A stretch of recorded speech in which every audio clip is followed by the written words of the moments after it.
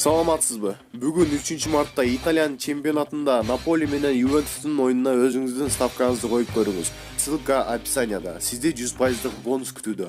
Биз өзүбүздү сынаш үчүн Ювентуска ишенип өзүбүздүн ставкабызды койдук. Ойноңуздар, утуңуздар.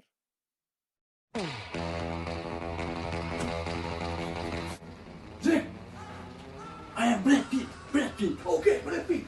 Let's go. I am go. 1, 2, 3. Fuck you. Fuck you.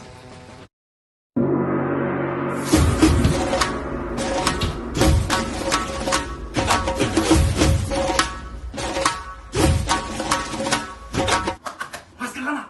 Grip oldu abi. Özür. Shit. Ne canım?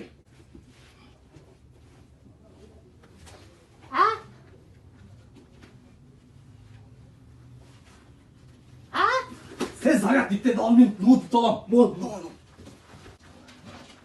Ne dedin? Zagat dik.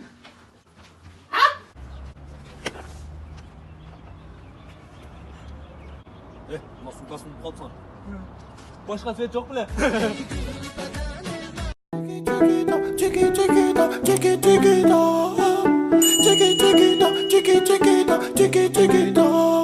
Elle a le regard qui tue, qui tord. Cheveux longs.